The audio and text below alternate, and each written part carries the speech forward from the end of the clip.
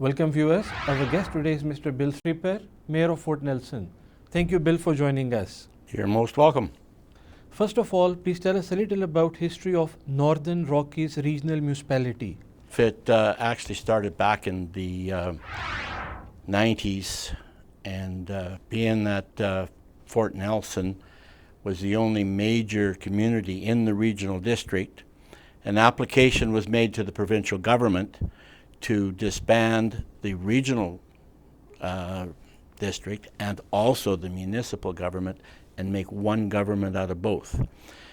Before that, we would have a meeting, for example, where the first part of the meeting was a council meeting. The same people would stay, plus two more would come, and we now have a regional district meeting. And 80 and 90% of the agenda was the same thing.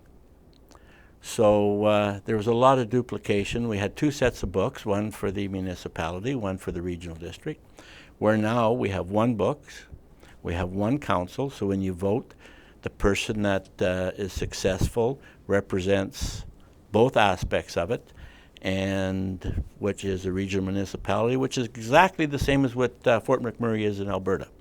Thank you. And what developments have occurred in Fort Nelson since 1970s? The town has expanded more than doubled since the 70s. It what we call come of age. There was schools built, there was recreation facilities built, the roads been upgraded, water, sewer's been upgraded. So Fort Nelson has experienced a quite expansion, and of course at that time there was a very robust natural gas industry. And also we had a forest industry, which consisted of a sawmill then, which later changed and become a plywood plant and an OSB plant, and which contributed a lot to the municipality as they were the major employers. Please tell us a little more about your responsibilities as the city's mayor. Responsibilities is to make sure that the municipality is offering proper services to the citizens of Fort Nelson, and to work with the provincial government and a little with the federal government to make sure we have the amenities that people want for a modern day of life. And this includes proper streets, proper roads, proper water facilities, environmentally sound sewer systems, and of course recreation. Recreation being very big. And what are the current demographics of Fort Nelson? Right now, the demographics of Fort Nelson have completely changed.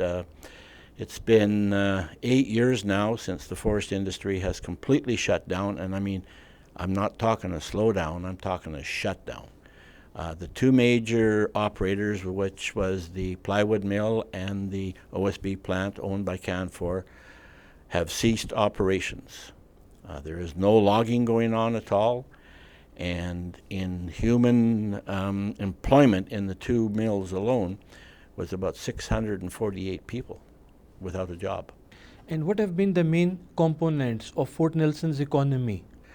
But at the time the logging industry was on, and one of the most first major industries that come to Fort Nelson was the gas industry.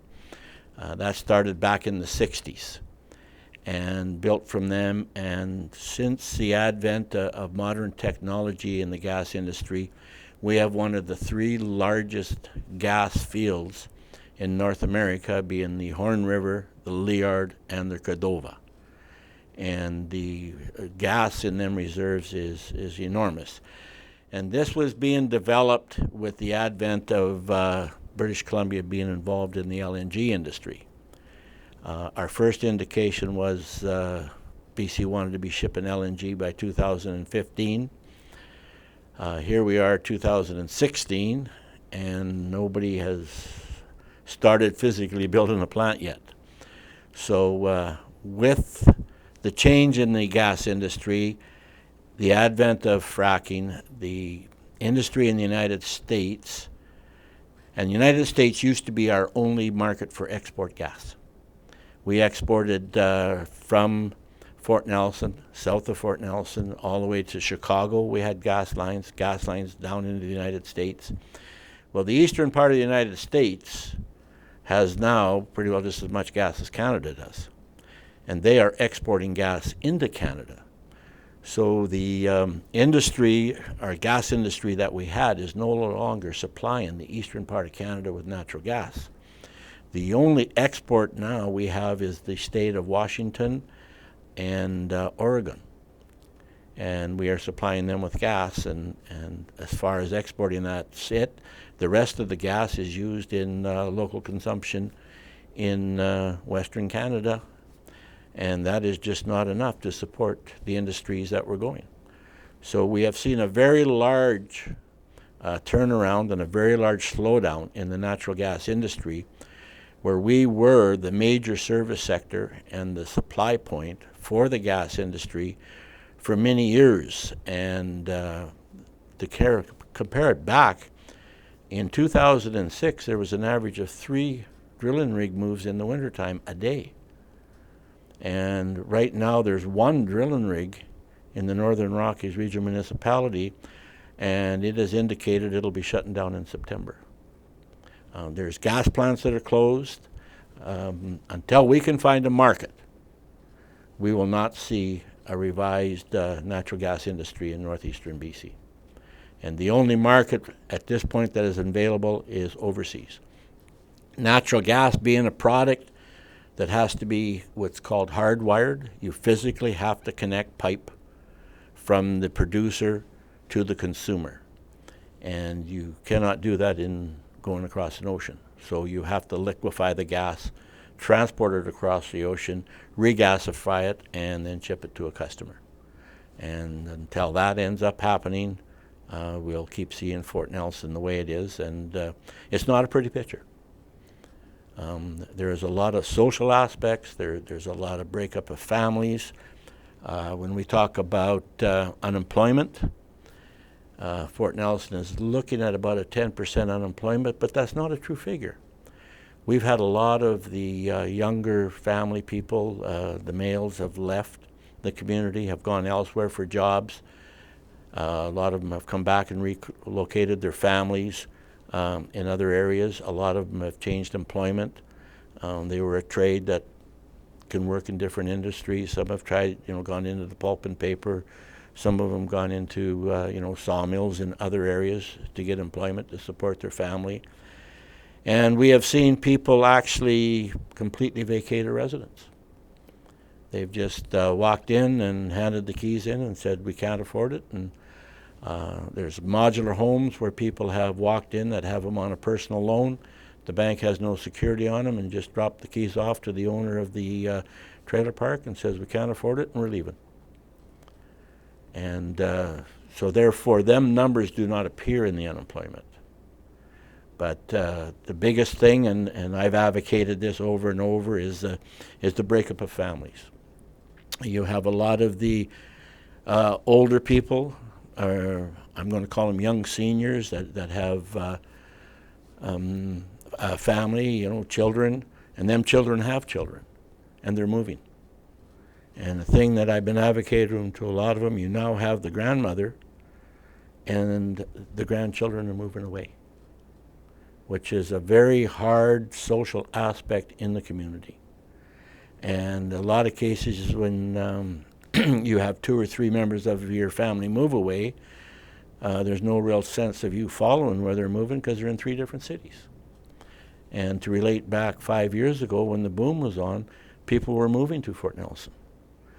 As the government, we have 3 subdivisions on paper, completely designed, ready to go. But right now, that's not going to happen. We've done industrial land for advancement to, we were basically down with no industrial land. Every industrial land was taken, rented full, and building was going on. That's come to a complete stop, and most of them are now empty. Now, BC's economy in general has been doing quite well, but this is, a very disturbing situation, and we specially invited you to highlight it further. And please tell us a little more that how did Fort Nelson become a single industry town in the last few years? After the shutdown of the forest industry, the only major employer that was there was the gas industry. And it was a very robust industry, and it was on an increase until we've hit the situation where natural gas is right now. And of course, the price of natural gas is similar to crude, and the cost of production and transporting is worth more than the natural gas is. And if we talk about the optimistic scenario, if things go well, then how can Fort Nelson contribute towards BC's LNG plan? Well, when you look at LNG, it's actually two words. The L is the liquefying of the gas. That will occur in the northwest of BC. We are the NG, which means we have the natural gas. We would be producing the natural gas in the Northern Rockies. It would be transported by pipeline to the coast of British Columbia into the Kitimat, Prince Rupert area, where they would liquefy it and then transport it by ship to the Asian markets. But we're where it starts. We're the wellhead, and we're the drilling part of it, and there would be absolutely no liquefied gas if it wasn't for the product being in our area in the ground. And with the technology now, it's pretty well a solid science of where to drill and how to drill the holes, and we have what we call too much gas behind pipe. And the oil companies are not going to drill for any more of it until they know that there's a sale for it. And right now, there is not one solid sale LNG project on the go. So you have been facing a very challenging situation as a mayor. And what have you been able to do successfully in terms of advocacy, in terms of getting support so far? So please tell, what do you think have been your successes and accomplishments to highlight these issues? We have got some support from the provincial government. We were able to obtain an infrastructure deficit agreement to help with the infrastructure, to update it to modern times. But as far as to retain residents, to help create employment, we actually have nothing happening there at all. And what are the administrative problems you are facing as the city's mayor? One of the administration problems, and it's the way that the BC assessment does their taxation figures. We're going to be okay this year, but next year we're going to have a very large drop in our assessment. And it's going to be for us to try to offer the essential services at a reduced income for these services. And it's something that we've got to watch very closely. We have to keep the town intact. We have to do our spending to our taxation. We have to coincide it. And next year is going to be the real big year because of the vacancy. Right now, industrial properties are 58% vacant. And there is a lot of people contesting their taxes, and they're appealing their assessments. And I can see us next year having to operate on a very, very tight budget. I can see that Premier Clark has been actively supporting and facilitating some projects. What does the provincial government need to do more? What does the federal government need to do more to expedite it? Is it the legal processes which are a bit of obstacle, assessments, other things in the process? It's all of them. It's all projects. I do believe in consultation, but it has to be meaningful consultation. I myself do not believe you should be allowed to object to a pipeline, but you can object to the aspects of it. If you come to me and say you object against the pipeline, I can't fix it. But if you come to me and say you object to the noise the compressor's making, I can work with that. I can work with you on that. We can sit down and say, okay, we'll have to get it to a different level, and we can decide what level, and we can do that together. If you're scared or concerned about a river crossing, we can address that. We got an exact example that you want addressed. But just to say we don't want the pipeline doesn't work. And BC is a very unique province in the sense where these type of resources are only located in the northeast. And I spent a lot of time in the Lower Mainland talking with various groups. I spend time in the West explaining to them the aspect of petroleum. And some of it gets quite involved. A lot of times in Vancouver, I've said, you want everybody to have bicycles and bicycle lanes. But the bicycle lane has to be paved. And the only one place pavement comes from, and that is from the resource industries. And a lot of people don't really understand that the resource industries are the suppliers to the petrochemical industries. And every town right now is going to PVC pipe for water. That started off as a petroleum product. And to reduce the aspect of the petroleum industry is going to have major effect. A lot of our clothing is it. So to deal with people that are unrealistic, that just say, I don't want this, is very hard to do. It's very hard to convince them, and we cannot go ahead with these projects at all until the majority of the people are in favor of the products. And to not really want to defend the oil and gas industry, but right now the most economical and the most environmental friendly product to heat a building with is natural gas. It's way better than coal, way better than wood. Are we going to have natural gas forever? I don't think so.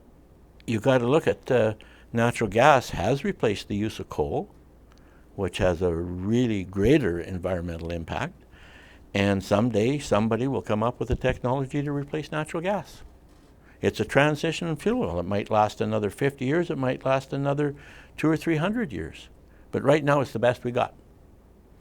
And we've got to also look into the consideration that we are looking at Canada and what we are doing here, but we also got to consider what's happening in Asia. And the air quality in Asia is deploring. And if we don't help and aid in them by supplying them with a more environmental fuel, our grandchildren are going to be breathing that air. And a lot of people got to look and say, is that where we want to be? You know, so when we look at it, we are on the cutting edge right now with our technology on gas production and on gas shipping, where we can have a major effect on the largest populated area of the world. We just got to clear the hurdles to get there. Absolutely. So if we convert some weaknesses into strengths, we have the resources, we have the opportunity. The way it is further, the community comes together, they integrate, there are no unnecessarily, blockades in the processes and all that. So I can understand how tough these things are. I don't want to ask some sad questions, but we cannot solve problems until we first realize them. So please tell us the situation of poverty in our community in Fort Nelson.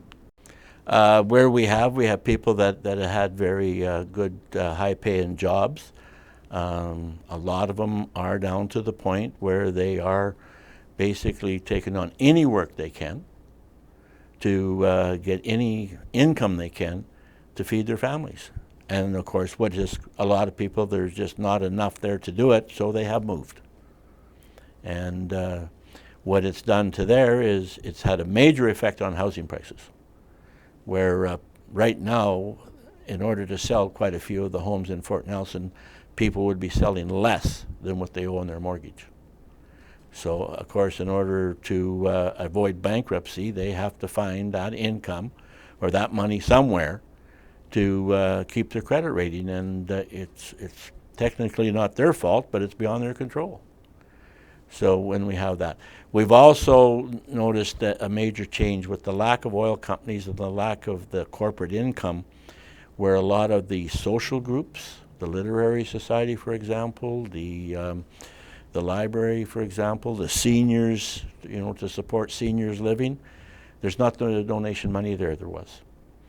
And with the other provincial government and a little the federal government cutting back on their spending, that stuff is being downloaded now into the community, and the money's not in the community.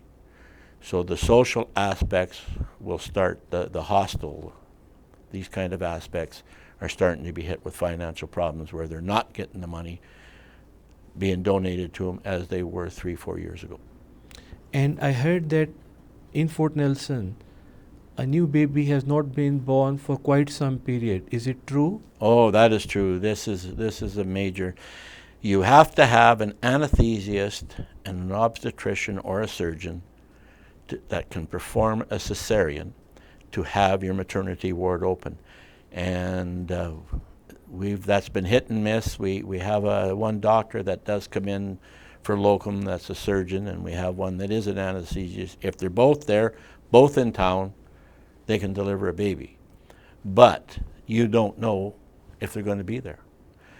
We are working with the federal government, with the locum. He is from out of the country, and we have quite a few problems trying to get a working visa, and we're trying to permanently locate that doctor, and our major issue with it is the federal immigration, because we fall into it a lot of the immigration problems there is. And this gentleman has been to Fort Nelson now, I think, 6 times to do locum work, and every time he comes, it's a 6-month fight to get the federal people online to allow him to come into the country. So these procedures, they need to be facilitated, to expedited, because otherwise you face all these problems, and we are all in the same boat. So how can the members of the Peace Region, the Peace Region residents, support our Fort Nelson community members more in the next few months, in the next few years, till the situation improves? Well, first off, I want to say there is a organization that we belong to, and it's called the Resource Coalition. I was at a meeting of it yesterday, and the Mayor of Taylor, the Mayor of Fort St. John, and me, the Mayor of the Northern Rockies, met yesterday, and we've been actively meeting for going on 2 years now. And I fully recognize that what happens in the Peace affects Fort Nelson. If the Taylor Bridge is not in existence, you don't get to Fort Nelson. So a lot of it back and forth, but this area of the North Peace is also starting to have problems. There's been a big doctor problem here, which contributes back to the health system we got. And every community is starting to get involved with health problems. The new doctors are not comparable to the old doctors, and you can't blame them. New doctors, a lot of them don't want to be business people. They don't want their own clinic. They want to come in at 9 and they want to go home at 4, and they want a weekend off. We have doctors in Fort Nelson that have never had a day off for 6-7 months. And in order for them to have a day off, there is nobody in the clinic. So that is a problem, and it would be beneficial if there was fast tracking done when you do have a doctor that wants to come out of the country and practice here to be done in a very short period of time. Our problem right now is in front of our MP, Mr. Zimmer, and I will be in contact with him again tomorrow to see where we're at with this situation. And let us hope in the long run, the prices of commodities in the global markets, they go higher, everything improves. So what would be your best case scenario? 1, 2, 3 years from now, what will be your ideal vision of Fort Nelson as a beautiful, prosperous community? In the next 12 months or 1 year, I don't see any change. I possibly see it getting a little worse. Year 2, I see it starting to turn around and come back in. The problem then we're going to be hit with is the loss of our technically trained and our skilled labor that has left the community. If they've gone to a place where they've found a comparable job, and what's going to get them to move back? Now, we went through this labor shortage years ago. We got over it. Employees were training their personnels. We were actively involved in training programs that were going on, and we had a very good high standard of labor. We had a very successful service industry, and basically the oil and gas service industry in northeastern BC is one of the top industries qualifications in the world. Absolutely. We can compete with anybody. Some of the people that have been trained in the northern part of British Columbia are working overseas or working in the Middle East. We have the people. We have trained the people. And that's going to be the problem, is getting the people to come back. And some of them now, and I can relate to my own experience, my 2 sons for example, that have left the community remember what I went through back in the 80s when we had the downturn. And they said, now this is the second downturn. And my one son says, I don't want to be here for the third downturn. But I think when we look at the long-term contracts and we look at the LNG industry, we've got to have everybody on board and pull all the stops out. And this industry has to go, I'm pretty well saying immediately. We have to pull every stop out there is. And, you know, I stress Victoria big time and Ottawa. Look at this industry. Look what it's doing. Yes, there's greenhouse gas in natural gas. We will admit that. But nowhere compared to what there is in coal.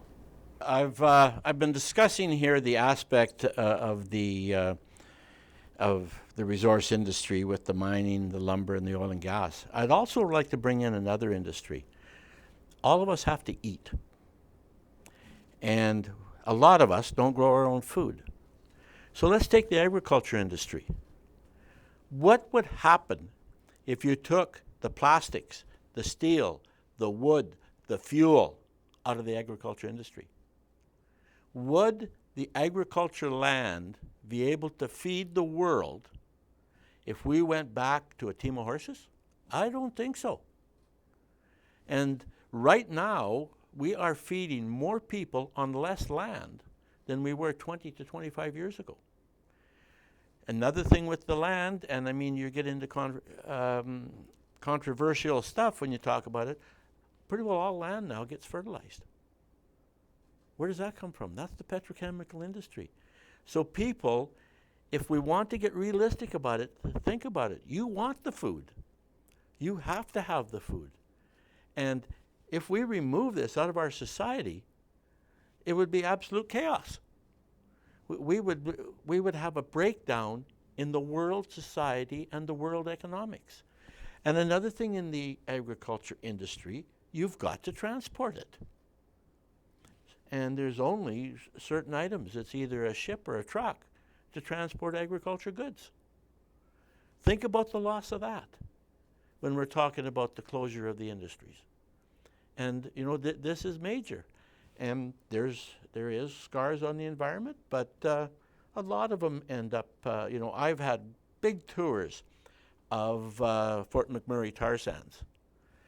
And I have seen the loading of tar into a truck, and within 4 to 5 miles, I have seen buffalo eating where they were mining 3 years ago. Grass, trees growing. If you look at what they're doing in Fort McMurray, they're cleaning up a mess Mother Nature made. And since they started, there's no more leakage into the Athabasca River. So there's aspects of there. And, you know, incidents, hopefully, you know, will slow down in happening, but industry's ready for them. And, you know, we have to be prepared to work with industry, not condemn industry, because we all need it. Absolutely. And economic growth is always good as long as it goes with environmental sustainability. Economic projects, they are important for people, for citizens, and we hope that things improve in future. And we meet you next time when the situation has improved. And we appreciate your work and keep up the good work, sir. Thank you for coming to our program, and we wish you all the best. Thank you too. Thank you.